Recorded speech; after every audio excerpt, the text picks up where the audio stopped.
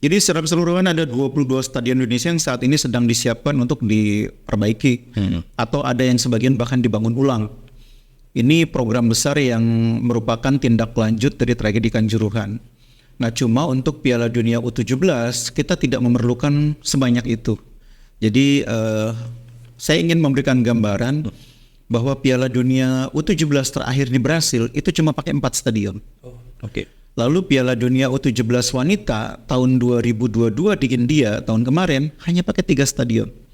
Jadi kita ini sebetulnya nggak perlu banyak-banyak stadion, 3 atau 4 pun bisa. Oke. Nah sekarang Indonesia statusnya adalah negara yang pernah diverifikasi oleh FIFA untuk kesiapan Piala Dunia U20. Dan saat itu FIFA merekomendasikan sekitar 6 stadion. Oke. Ada Jakabaring di Palembang, ada GBK di Jakarta, ada Jalak Harupat di Bandung, ada Manahan Solo, Gelora Bung Tomo di Surabaya, dan Kapten Dipte di Gianyar, Bali. Kita punya 6 stadion. Jadi seandainya GBK itu pada saat bersamaan nanti pertengahan November dipakai konser Coldplay, kita masih punya 5 stadion ini kita sudah bisa menyelenggarakan Piala Dunia. Nggak ada masalah. Jadi kalau Piala Dunia apakah bisa digelar Indonesia? Clear, bisa. Kita punya 5 stadion yang sudah pernah direkomendasikan oleh FIFA untuk jadi venue Piala Dunia U20. Nggak ada masalah. Bahkan seandainya dikurangi 1 lagi, 4 masih bisa. Saya penyelenggara kompetisi sepak bola usia muda saya. Oke. Dan kalau menyelenggarakan kompetisi dengan tim hanya 24 seperti Piala Dunia U17, saya biasa pakai 3-4 stadion saja. Jadi kalau kita pakai 4 stadion yang direkomendasikan FIFA untuk Piala Dunia U20, kita sudah aman. Cuma memang lebih ideal kalau kita pakai 6 stadion, jadi masing-masing grup itu yang terdiri atas 4 tim bermain di 1 stadion. Ya. Ideal itu. Idealnya itu ya. Itu yang terbaik.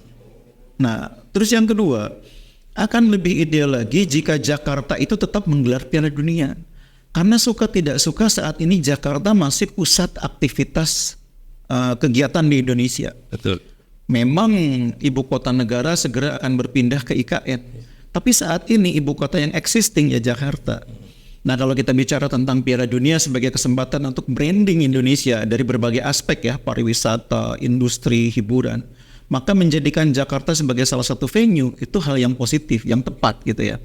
Makanya saya setuju kalau ada keinginan untuk menjadikan JIS, Jakarta International Stadium, sebagai alternatif venue seandainya Gelora Bung Karno tidak bisa dimanfaatkan. Jadi itu saya setuju dari sisi itu, bahwa kita memang sebaiknya punya salah satu venue yang digelar di Jakarta. Tapi tanpa JIS, seandainya memang tidak memungkinkan, kita masih punya 5 kok yang sudah direkomendasikan FIFA untuk Piala Dunia U20 dan itu siap menggelar Piala Dunia U17. Berarti 5 stadion yang direkomendasikan FIFA itu sudah layak berarti Pak ya sebenarnya. Jadi FIFA menjelang sebelum FIFA memutuskan untuk membatalkan ini sebagai tuan rumah kan sudah pernah datang ke Indonesia. Betul. Bahkan orang sering lupa bahwa FIFA itu sudah meminjamkan sebagian peralatannya untuk dipakai di beberapa stadion. Seperti Gelora Bung Tomo itu proses penanaman rumputnya itu dibantu oleh FIFA dengan meminjamkan salah satu alat untuk menjahit rumputnya, stitching gitu. Iya. Nah itu FIFA waktu itu memang sudah sangat serius membantu Indonesia, mensupervisi Indonesia supaya siap menggelar Piala Dunia U20. Sampai akhirnya datang keputusan membatalkan karena berbagai persoalan di luar sepak bola. Oke. Jadi Indonesia sebetulnya memang kenapa dipilih oleh FIFA menjadi tuan rumah Piala Dunia U17, karena FIFA sadar yang sudah siap-siap dan levelnya sudah sampai 80% siap menggelar event sebesar Piala Dunia, ya Indonesia. Jadi dalam konteks ini sebetulnya itu bukan hanya Indonesia yang butuh Piala Dunia U17, FIFA butuh Indonesia. Nah kalau JIS sendiri itu kan banyak, saya nggak tahu ya, di balik itu pasti ada politisasi dan sebagainya. Padahal prosedurnya itu kan harusnya FIFA yang mengaudit, terus mengumumkan bahwa itu memang layak dan sesuai standar FIFA. Bagaimana?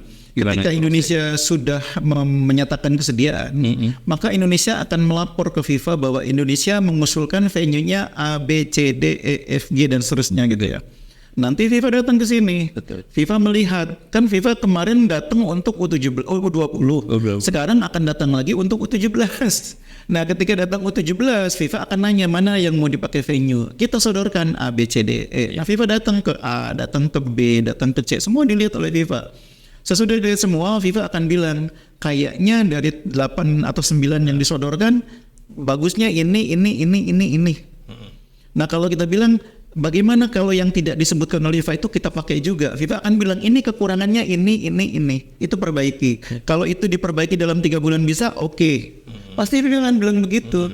Jadi saat ini sebetulnya bicara tentang standar FIFA, layak FIFA itu agak terlalu dini sebetulnya.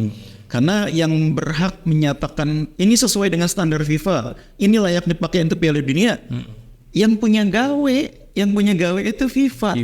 Dalam tanda petik Indonesia itu cuma ketempatan. Itu yang kita lupa. Bukan kita nih yang punya Piala Dunia U17, bukan kita, FIFA. Indonesia dipercaya FIFA sebagai tempat penyelenggaraannya. Nah ini harus clear dulu. Jadi kalau bukan kita yang punya, kita nggak bisa menentukan. Kita menyodorkan. Ini loh bagusnya FIFA, kita punya ini. Kalau di Jakarta kita punya lapangan pendamping di lapangan ini, di Senayan, di mana. Kalau di Bandung kita punya lapangan pendamping di Gor Sabi Lulungan dan sebagainya. Kalau di Gelora Bung Tomo kita punya lapangan pendamping di sini. Jadi kita hanya menyodorkan, yang menentukan pada akhirnya yang punya gawe itu. Betul. Dan itu keputusan belum ada sebenarnya. Karena memang FIFA baru akan menginspeksi, dan memang ya ini kenapa FIFA sampai 3 bulan menjelang event digelar belum menginspeksi? Karena keputusan Indonesia tuan rumah kan juga baru kemarin. Sebelumnya kan Peru yang jadi tuan rumah. Dan FIFA nih menurut pendapat saya, FIFA merasa kemarin U20 aja udah sampai 80%. Jadi nggak usah buru-buru ya kita udah tahu Indonesia kayak gimana. Berarti artinya itu kalau 80% dengan stadion yang ada yang pernah direkomendasikan FIFA, JIS itu sebenarnya nggak usah dipermasalahkan. Walaupun tanpa JIS nggak ada masalah. Cuma seperti yang saya bilang tadi, kalau GBK nggak dipakai, berarti Jakarta nggak ada event Piala Dunia, kan kayaknya kurang elok. Iya. Jakarta itu ya simbolnya Indonesia. Jadi PSSI sama pemerintah Indonesia mungkin merasa bahwa ya Semboya ada di Jakarta, dan itu masuk akal, itu sangat masuk akal. Nah saat ini kalau GBK nggak bisa dipakai, pilihannya apa? 2, JIS atau Stadion Madia. Cuma memang kalau kita bicara tentang kebanggaan nasional, ya JIS lah. JIS kan lebih megah daripada Stadion Madia. Dan yang kedua, buat apa negara membangun sampai 4,5 triliun, 4 triliun lebih lah biaya pembangunan JIS, kalau untuk Piala Dunia aja nggak dipakai. Betul.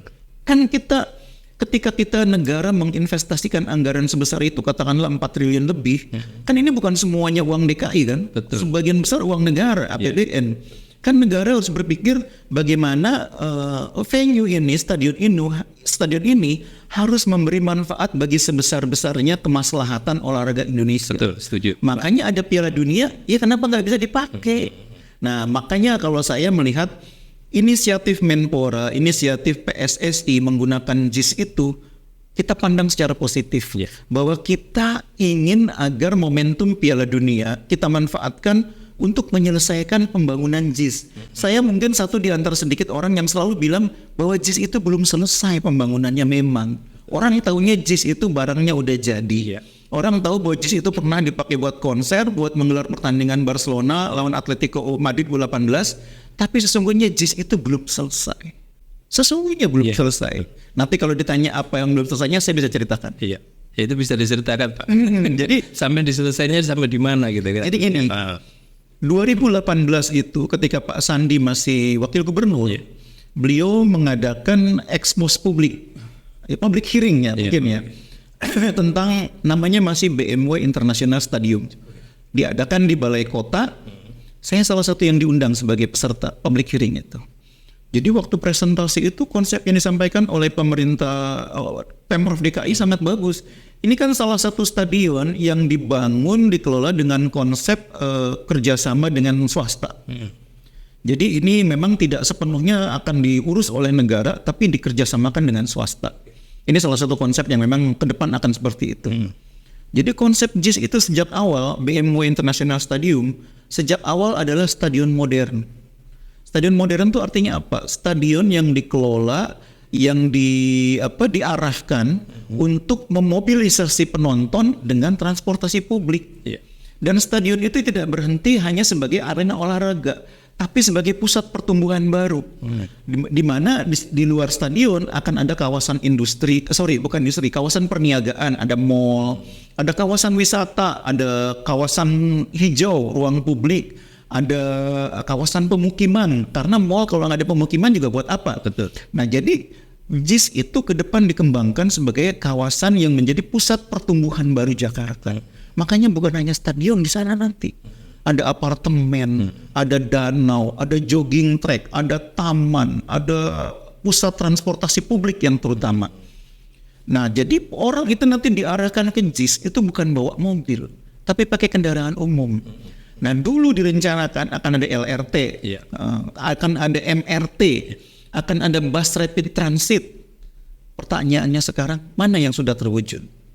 Kan barang yang jadi itu baru stadion. Betul. Mallnya mana? Belum. Kemudian pusat pertumbuhan itu kan harus melibatkan apartemen. Nah, belum ada. Pusat pertumbuhan itu juga memberikan ruang publik bagi warga di sana. Belum ada yang namanya taman, jogging track untuk publik itu kan belum terbuka lah minimal. Jadi memang di situ belum selesai. Yang sudah tersedia transportasi publik baru halte bis di Taman BMW yang berada di koridor Ram Barat. Ini kalau kita JIS, ini ibaratnya ini JIS ya, ini katakan ini JIS. Ini stadionnya. Itu aksesnya ada yang melalui Ram Barat sebelah sini, ada yang melalui Ram Timur, ada yang melalui Ram Selatan, ada yang melalui Ram Utara. Idealnya seperti konsep awalnya, Ram Barat itu nanti akan menjadi pusatnya bus rapid transit. Di sini bis nanti semua ke segala jurusan ada. Utara nanti terhubung dengan kereta rel listrik. Karena di sebelahnya JIS itu rel kereta KRL. Jadi harus ada stasiun KRL. Nanti dari stasiun KRL ada jembatan penyeberangan menuju Jalan Marta Dinata. Jadi orang kalau mau ke JIS bisa parkir di Ancol, tinggal nyebrang jalan kaki. Di sisi sini nanti ada akses keluar yang bisa terhubung dengan jalan tol. Bahkan rencana awalnya katanya di sini akan ada LRT atau MRT. Nah, di sini akan ada akses keluar ke selatan bagi mobilitas warga yang akan menggunakan transportasi publik atau yang akan menyimpan kendaraannya di kawasan Sunter di sekitarnya. Kan di sisi selatan JIS itu kan kawasan pemukiman Sunter yang akan menyambung nanti ke Pulau Mas, ke Rawamangun, ke Pulau Gadung sampai dan seterusnya gitu ya. Nah, kalau itu aksesnya semua terbuka, itu berarti semuanya mungkin tidak perlu lagi orang bawa kendaraan sampai di situ. Orang cukup naik LRT, orang cukup naik KRL, orang cukup pakai bis, sehingga JIS itu dengan kapasitas parkir yang terbatas nggak ada masalah. Masalahnya sekarang ini barat sudah terbuka, Ram Barat ini kita sebutnya kalau di Senayan itu namanya Plaza Barat. Nah, selatan belum. Timur belum. Timur ini bentuk perumahan penduduk loh ini. Perumahan penduduk padat yang jalannya kecil-kecil. Utara belum ada rel kereta yang terbuka untuk akses transportasi karena belum ada stasiunnya. Nah, selama itu belum ada, utara belum ada, timur belum terbuka, selatan belum terbuka, semua kan numpuk di barat. Jadi problemnya memang ini belum selesai.